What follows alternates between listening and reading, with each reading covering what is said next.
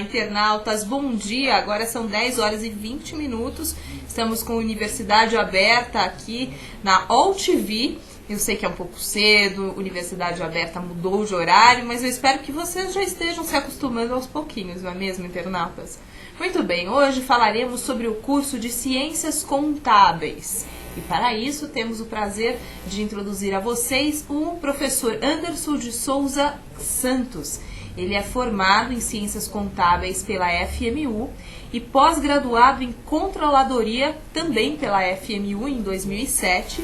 E ele atua como sócio-gerente desde 2007 da empresa Hacienda Assessoria Contábil e é responsável pela área de Controladoria e Contabilidade. Além de tudo isso, ele dá aulas desde 2008 na Anhanguera Educacional. Agora vamos conversar com ele. Muito boa tarde, professor Anderson. Aliás, muito bom dia, professor Anderson. Bom dia, Tereza. Eu falo que de manhã, meus internautas, vocês sabem, né, que eu não funciono muito direitinho, não, mas a gente procura se encaixar. Muito bem, professor Anderson, vamos começar o programa conversando um pouco e procurando entender como é dividida a matriz curricular desse curso, que eu acho importante para os nossos internautas entenderem.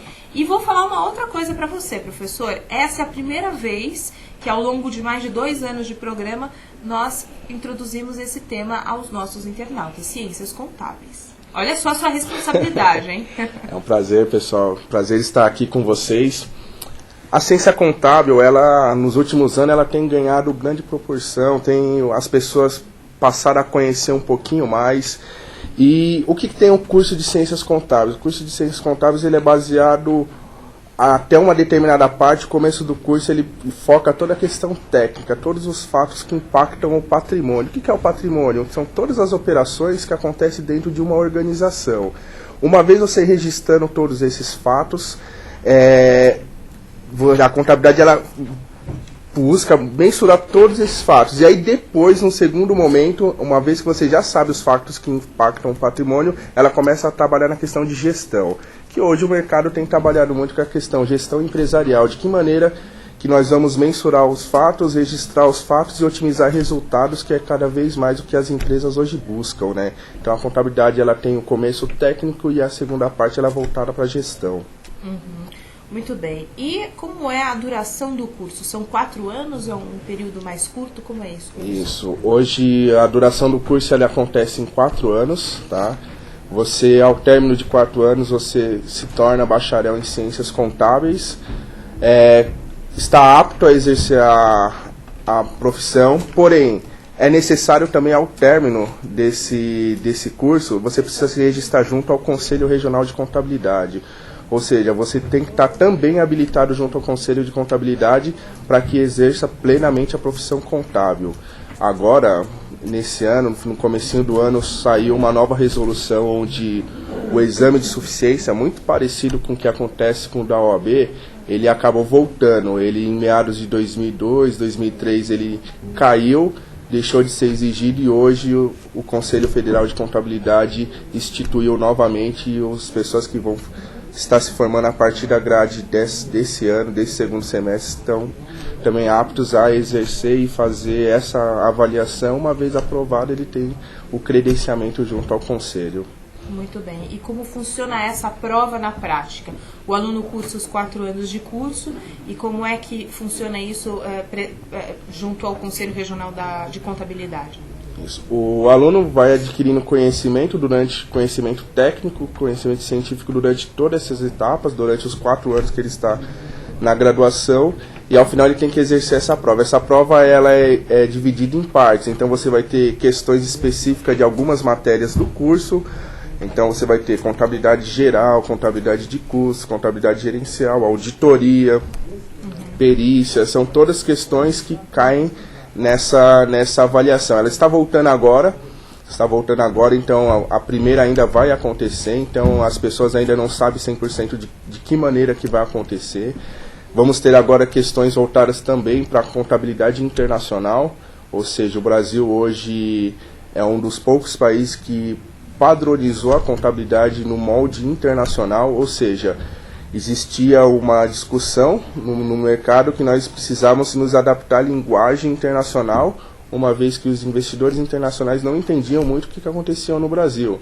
E o Brasil foi um país que se adaptou, se convergiu, fez a harmonização para essas normas internacionais, e isso foi instituído a partir de lei. Então, ou seja, existe uma lei que determina que a contabilidade brasileira era padronizada a um nível internacional, o que colabora demais para a evolução da ciência hoje no país. Muito bem. A Silvia de Minas Gerais, olá Silvia, está aqui no Linha Direta e ela pergunta o seguinte: a faculdade Anhanguera Educacional, Silvia, possibilita estágio para os estudantes que cursam ciências contábeis? Vamos lá, é Silvia, né? Silvia, de Minas Gerais. Silvia de Minas, meu pai é mineiro, Silvia, um abraço aí para essa terra boa. Silvia, a Anhanguera Educacional, ela possibilita os estágios, mas aí você tem que estar também cadastrado pelos canais de estágio que a faculdade disponibiliza. Então, nesse sentido, ela é muito próximo do que acontece com a outra. Você tem cadastro com empresas como CIE e outras empresas que oferecem esse tipo de estágio, NUB, esse tipo de empresa. Então, uma vez cadastrado lá, existe a possibilidade de encaminhar para o mercado de trabalho para que o aluno possa ter um pouquinho mais de contato com aquilo que eles estão aprendendo dentro das salas de aulas. Mas existe essa possibilidade sim, Silvia. O estágio é obrigatório em ciências contábeis ou não? O estágio não é. Existe grades curriculares. Hoje na Anhanguera Educacional você tem a questão do estágio, você precisa ter um estágio onde que a faculdade disponibiliza alguns locais para que você faça esse estágio para cumprir uma questão do programa, e também e depois no mesmo período do estágio, algum tempo depois, acontece o quê? O trabalho de conclusão de curso, que também é obrigatório. No tempo que eu estudei, acontecia só o trabalho de conclusão de curso, eu não precisei fazer o estágio. A Anhanguera Educacional hoje, ela tem o estágio e também tem o trabalho de conclusão de curso. Professor, quais são os desafios que os alunos em ciências contábeis eles encaram e enfrentam ao longo do curso? Vamos lá. Primeiro, o aluno de ciência contábil, quando ele entra no curso, a primeira questão que fala: pô, você entrou para fazer o quê? Entrei para fazer ciências contábeis. A primeira reação que as pessoas escutam, falam: mas você é louco, é muita conta, isso é muito complexo. Então, assim, ele já começa a ter essa barreira no começo. O que acontece? A complexidade da ciência contábil e do estudo de ciência contábil é que o mercado é dinâmico. Ou seja, as empresas, cada vez mais buscando novos resultados, elas entram no mercado que está globalizado e é muito dinâmico, onde as coisas mudam muito rápido. Então você tem legislação que altera toda hora, você tem o cenário, o ambiente no qual as empresas estão inseridas, que varia de empresa para empresa, de estado para estado, de município para município. Eu tenho operações fora do país, não tenho operação fora do país, ou seja, o profissional da área contábil, ele tem que estar atento a toda essa lógica e esse ambiente na qual a ciência contábil vai inserir. Com o objetivo de fazer o quê? Gerar resultado. Então, é um ambiente extremamente dinâmico, onde as coisas acontecem de maneira muito rápidas. Muito bem. Bom, agora, internauta, são 10 horas e quase 35 minutos. Nós vamos a um pequeno intervalo, mas eu prometo que nós voltamos em breve, inclusive para discutirmos a respeito da inserção desses alunos no mercado de trabalho no curso de Ciências Contábeis. Daqui a pouquinho a gente volta com mais Universidade Aberta para vocês.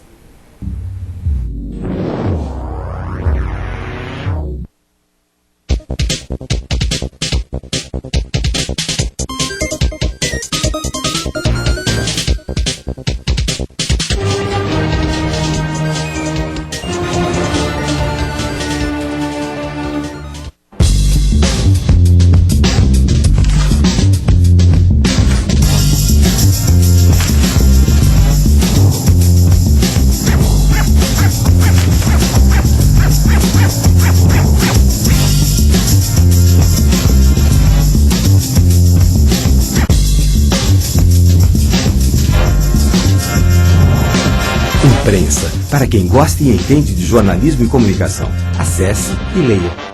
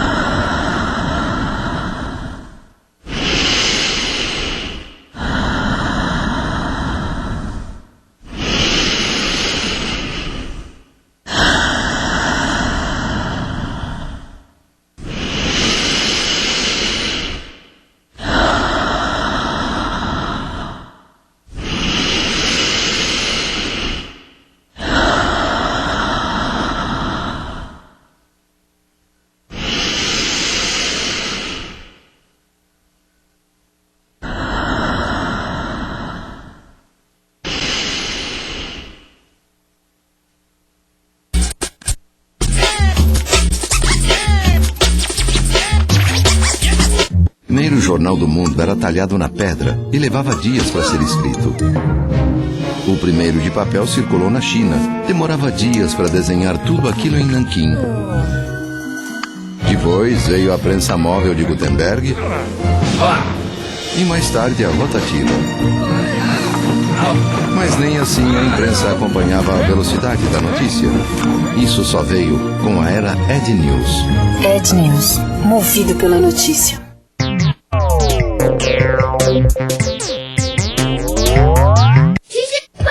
Queremos que todos façam.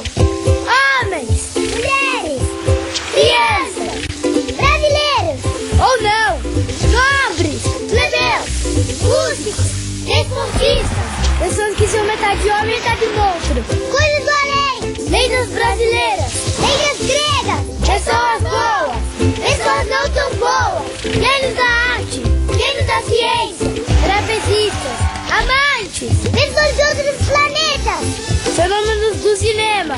Enfim, se você faz xixi, tá convidado.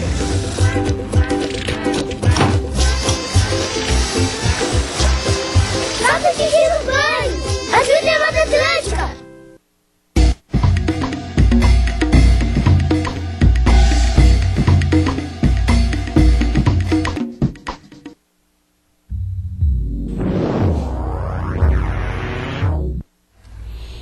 Olá, internautas! Voltamos com o programa Universidade Aberta e hoje estamos aqui conversando sobre o tema de ciências contábeis.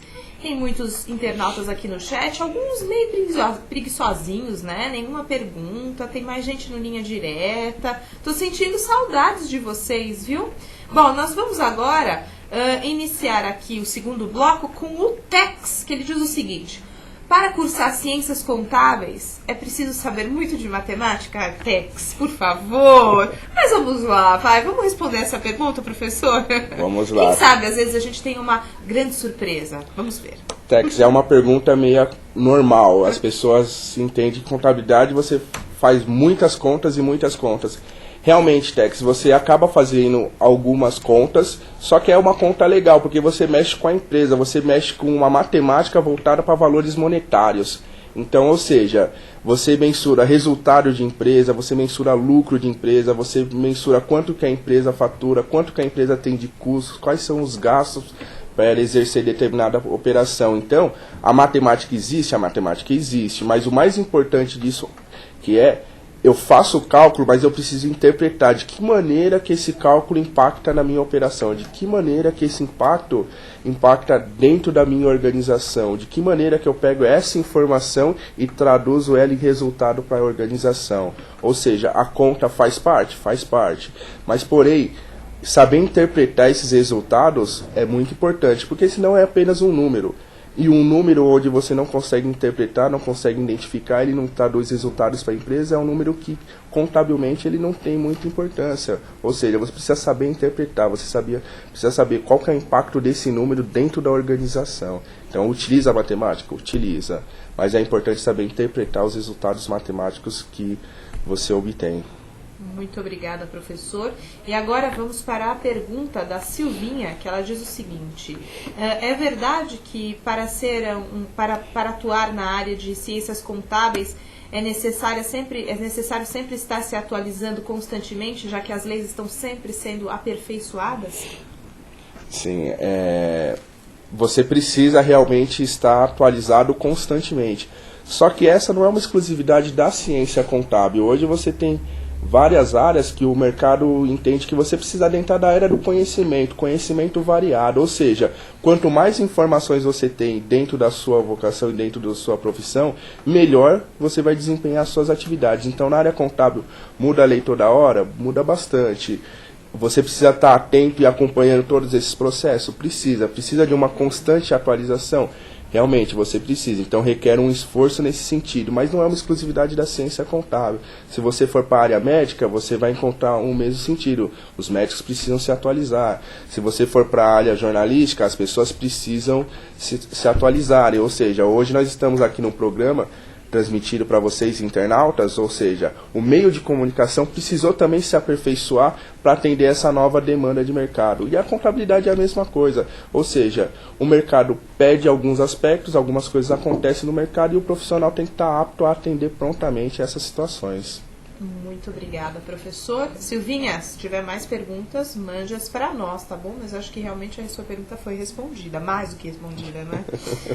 Muito bem. Nós estávamos aqui, professor e eu, conversando no intervalo, e ele contou algo muito interessante que eu gostaria de compartilhar com vocês, internautas. Que, afinal de contas, os critérios contábeis adotados não são padronizados, né, internacionalmente, não eram até 2007. Então eu gostaria que o professor pudesse compartilhar essa informação com vocês. Assim, o que acontecia anteriormente? Anteriormente você tinha uma lei que regulamentava padrões contábeis no Brasil, que era uma lei da década de 70. Ou seja, ela foi muito importante, ela impulsionou a contabilidade durante todo esse tempo. E aí no Brasil, especificamente no Brasil, onde você tem uma interferência, como a própria Silvia, se não me falha a memória, que fez a pergunta anterior, exatamente, onde a legislação muda bastante, ou seja, você tem uma interferência da administração pública interferindo em práticas contábeis, interferindo em normas contábeis, onde o cenário internacional ele acaba não entendendo muitas situações. Ou seja, você pega a carga tributária hoje no Brasil, ela é extremamente elevada, com uma complexidade de impostos gigantesca. Você tem muitos impostos, muitos cenários diferentes que muda de estado, município, tem imposto federal, estadual, municipal. Ou seja, você tem uma interferência de maneira significativa do fisco. E as pessoas do mercado internacional, elas muitas vezes não entendiam o que acontecia. E a interferência do fisco, a interferência chamada, entre aspas, legalista, ela interferia em práticas contábeis. Ou seja, além de você ter um cenário onde muitas pessoas não entendem, você tinha práticas e processos contábeis diferenciados. Você chegava a ter empresas que no Brasil apresentavam um lucro de X, e aí você trazia ele para adaptar as normas americanas de contabilidade, onde eles apresentavam um prejuízo. E aí as pessoas falavam, como que isso acontece? Basicamente, em diferentes critérios, ou seja, a maneira com que eram apresentados os dados e contabilizadas as mutações, os fatos que impactavam a empresa, causava essa distorção. Com a nova legislação, agora as empresas passaram a ser o quê? Padronizadas, ou seja, elas harmonizaram as suas informações num padrão internacional.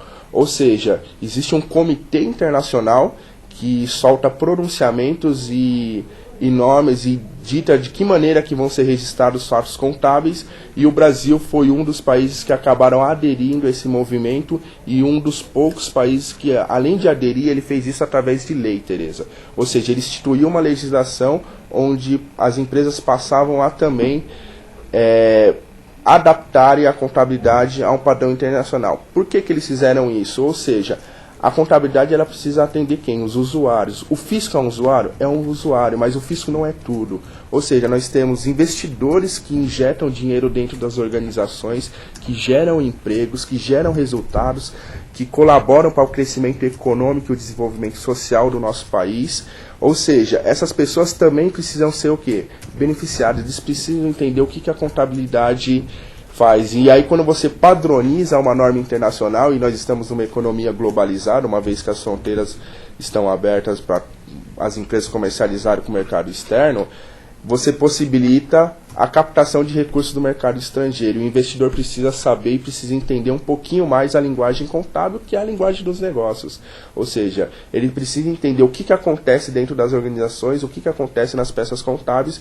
Entendendo, existe a possibilidade de eles injetarem dinheiro dentro dessas empresas. Injetando dinheiro dentro dessas empresas, eles acabam injetando dinheiro dentro do nosso país. O investidor que não entende, não conhece aonde está inserindo o dinheiro, ele não vai colocar o dinheiro, ele não vai injetar dinheiro. Ou seja, é como você, internauta, se você não coloca dinheiro em algo que você não confia e não conhece. Ou seja, a contabilidade, quando ela passa a padronizar, ela também possibilita essa captação e passa a ter uma mesma linguagem que o mercado externo. Ou seja, você tem uma linguagem única e todo mundo falando a mesma língua. Fica muito mais fácil o desenvolvimento, não só da contabilidade, mas também das organizações no país. Certo. E essa regulamentação, né, de adaptar a contabilidade a um padrão internacional que você acabou de mencionar, que é aplicado desde 2007, tem alguma coisa a ver com o crescimento econômico do Brasil em relação aos outros países ou não? Foi simplesmente uma coincidência? Essa pergunta eu te fiz no intervalo e não deu para ter a resposta, aqui viemos muito rápido. Então vamos compartilhar juntos a resposta, internautas. Então, essa questão do desenvolvimento, essa legislação, ela simplesmente ela não surgiu apenas com essa possibilidade. Então o Brasil ele já vem nesse crescimento econômico já há algum tempo. Então, uma vez que nós estamos acontecendo esse crescimento econômico, uma economia emergente, ou seja, necessitou o quê? Necessitou adaptar as informações contábeis para atender um mercado que já estava crescendo. As empresas estavam crescendo, as empresas estão crescendo, ou seja, essa regulamentação ela não saiu à toa, é algo que já vem sendo discutido há algum tempo, principalmente por profissionais do meio científico, como o professor Sérgio, professor Marion, enfim, pessoas que já estavam discutindo uma padronização há muito tempo. Ou seja, a contabilidade ela precisa voltar ao quê? À origem, que é atender quem? Todos os seus usuários, atender os investidores, ou seja, então o mercado científico, os profissionais da área científica contábil, eles já vinham discutindo uma padronização, eles entendiam que isso era importante e isso acabou calhando a partir dessa nova legislação onde você padroniza. Mas o mercado e o crescimento econômico ele já vinha acontecendo, então a contabilidade ela é importante nesse processo. Certo, muito obrigada, professor Anderson. Agora, professor, sabe o que os internautas aqui no chat estão discutindo? O quê? Sobre como ficar rico, se vai ser por meio da contabilidade, se vai ser por meio da falta, eu não vou mencionar isso, tá bom, Marcelo? Depois eu leio o que você disse. Ou se vai ser por meio da política, olha só, esses internautas têm uma criatividade, olha só o que o Marcelo colocou. Não faz falta nem ser alfabetizado neste país. Pois é, né? Vídeo exemplo do Tiririca. Não sei se vocês ontem acompanharam as notícias pela mídia fora, mas o Jornal Interativo é o momento para vocês conversarem sobre isso, né? Aqui é o momento de nós falarmos sobre ciências contábeis. Muito bem.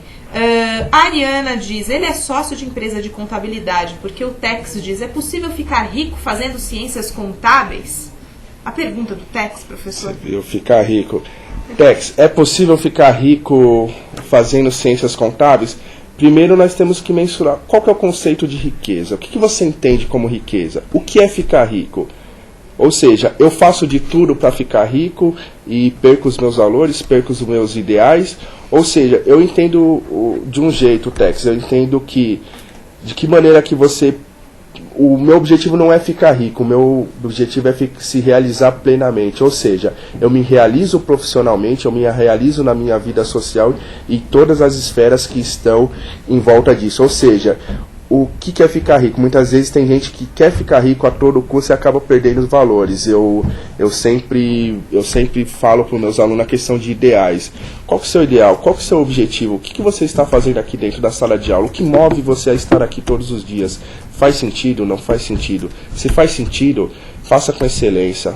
Aproveite esse momento. Esse momento é único, esse momento é raro. Existem muitas pessoas no nosso país que acabam não tendo o privilégio de ter acesso a esse tipo de informação. E eles lá na sala têm esse. Se eles vão ficar ricos ou não vão, não sei. Eu quero que eles se sintam o quê? Plenamente satisfeitos com a atividade que eles estão exercendo, tanto profissionalmente como na vida social deles. Então, o ficar rico para mim não é o dinheiro, para mim é você conseguir preencher todas essas lacunas.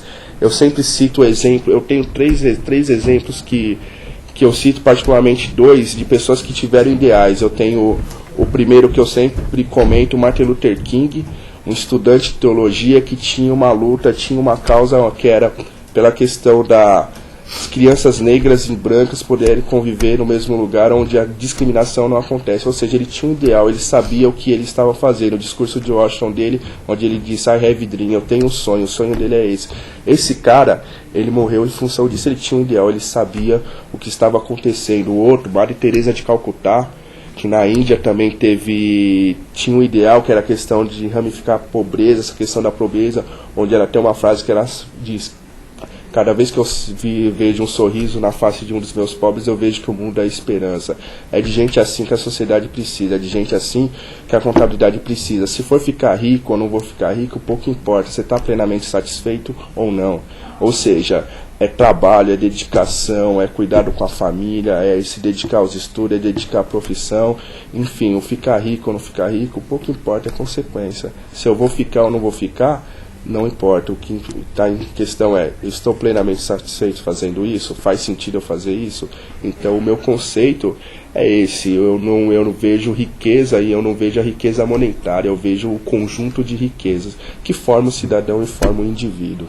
Perfeito, adorei o que você falou, é isso mesmo, e para alguns, esses 3 exemplos que você deu, esse é realmente o verdadeiro tipo de riqueza, não é mesmo? E eu acho que o que o professor Anderson falou realmente, o que é ficar rico, né? Porque as pessoas vão, meio que um papel de bala jogado ao vento, vão meio que persuasando o quê? Não sabe nem o que é ficar rico, qual é a definição disso. Então acho que é um bom ponto de reflexão mesmo.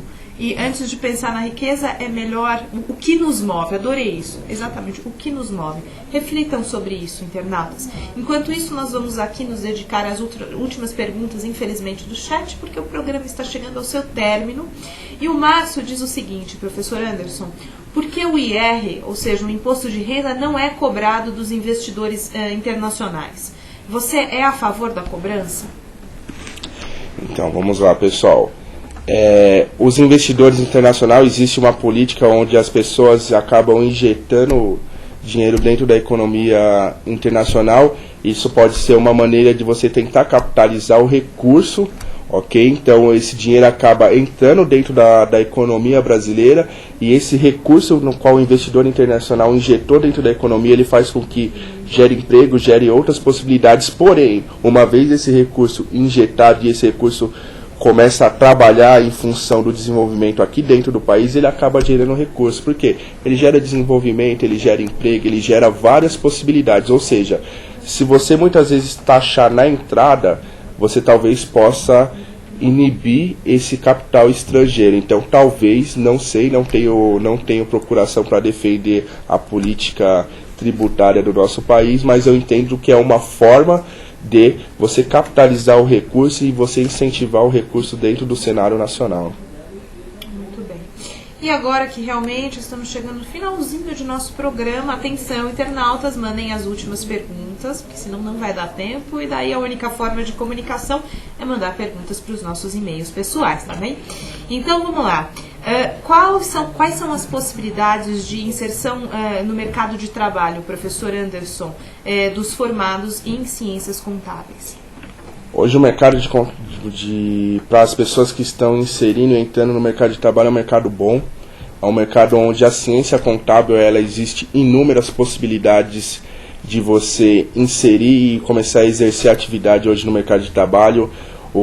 A semana passada, 1 ou 2 semanas atrás, nós tivemos um encontro, chamado Encontro de Feras, Encontro de Gigantes, que aconteceu em São Bernardo do Campo, promovido por um departamento do CRC chamado CRC Jovem, onde contou com a presença do professor José Carlos Marion, que é um professor aí, doutor, formado, professor da PUC, professor da USP, onde ele trouxe justamente a palestra dele, foi falar os desafios da profissão contábil, onde ele apresenta a possibilidade de inserir no mercado de trabalho. Hoje você tem várias formas, você tem a área independente, onde você pode trabalhar com auditoria, você pode ser um empresário contábil, você pode exercer também a atividade como perito, ou seja, em muitas situações do judiciário precisam ser nomeados peritos para validar e fazer alguns cálculos, ou seja, a perícia contábil ela é exercida, a auditoria contábil ela também é exercida. Você tem hoje departamentos de controladoria das organizações,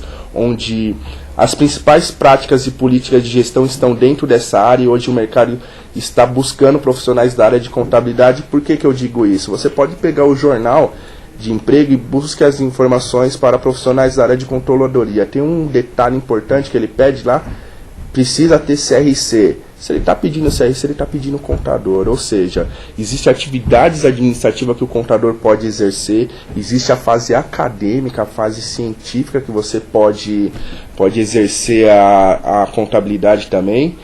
Então, professor, o cientista da área contábil, você pode exercer também a contabilidade Na parte pública existe uma questão de contabilidade pública, orçamento público, essa questão, estourou o orçamento, não estourou o orçamento, ou seja, são todas discussões que o contador pode estar dentro, inserido desse cenário, abastecendo com informações. Ou seja, existe uma cadeia e um leque de oportunidades muito grande. Só que o que acontece? Como eu disse no começo, o mercado é dinâmico, ou seja, o mercado busca profissionais capazes de atender o quê? A essa demanda. Então você precisa o quê? Se qualificar, você precisa estudar, você precisa adquirir o máximo de conhecimento variado possível, conhecimento técnico, ou seja, nós precisamos de um profissional completo para atender o que? Essa nova exigência do mercado. O mercado contábil, o mercado de gestão no Brasil, ele não quer pessoas que não vão gerar resultados, infelizmente. A nossa profissão, ela trabalha dentro das organizações, fazendo com que essas organizações otimizem resultado, maximizem resultado. E numa economia dinâmica, o profissional tem que estar atento às diversas formas de conhecimento. Então, você que é estudante de contabilidade, você que está pensando na possibilidade, não sabe o que fazer, a ciência contábil é uma opção e você pode se inserir no mercado de trabalho. Tem conta, mas é algo gostoso. Eu particularmente adoro a contabilidade, sou filho de contador, irmão de contador, família de contabilistas, e me encontrei, entendi e me satisfaço plenamente exercendo essa profissão.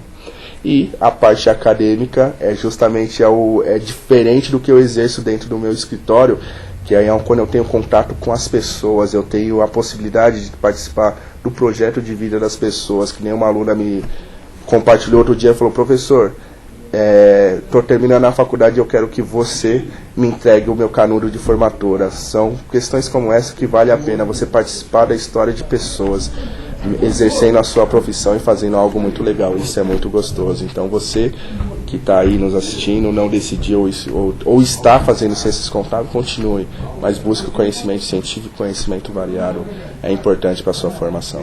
Muito obrigada, Anderson. E puxando o gancho do nosso internauta Tex, que ele diz o seguinte: se é possível ficar rico com a contabilidade, eu vou te dizer o que o Marcelo disse aqui a esse respeito, inclusive é o que você disse, né? O que nos move interiormente, né? E o que é realmente ser rico, o que significa? Porque a resposta varia de indivíduo para indivíduo, isso é garantido ao 100%, né? E o Marcelo cita uma coisa bem interessante, ele diz o seguinte: vi o Deepak Chopra ao vivo outro dia e ele disse uma coisa legal: o dinheiro não traz a felicidade. Há muitos exemplos de pessoas que são infelizes e conseguem uma boa soma de dinheiro. Elas têm um estado de contentamento temporário e depois a infelicidade se reinstala na vida como antes, apesar de ser rico, né? E isso a gente pode trazer em exemplos em menor escala, né? Como as mulheres shopaholics, né? Loucas por shopping, por compras em exaustão. Então tem uma depressão, alguma coisinha, vai pro cabeleireiro, gasta rios de dinheiro, troca de cor, de cabelo, daí vai e compra e fica naquela insatisfação contínua. Ou seja, tem um buraco no ser do indivíduo que ele não sabe o que é exatamente.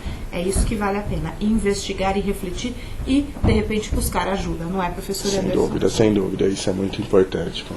Muito obrigada, internautas, pela participação de todos vocês. Eu gostaria que o professor Anderson pudesse deixar um contato, não sei se existe um blog, um e-mail, um site, fique bem à vontade para disponibilizar o contato para os internautas. Pessoal, vou deixar meu e-mail pessoal, tá? Meu e-mail pessoal é anderson@azienda, azienda.com.br. Você que está aí, quer continuar esse bate-papo, essa conversa, me mande e-mail, responderei prontamente, sem dúvida nenhuma. Muito obrigada, professor Anderson.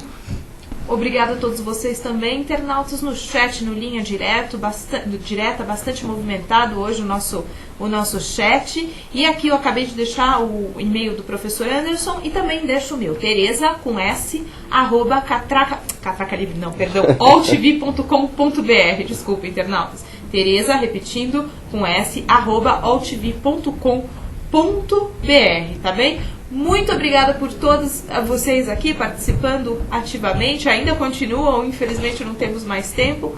Um grande beijo a todos vocês e até a semana que vem. Até lá, fiquem com Deus. Tchau, tchau.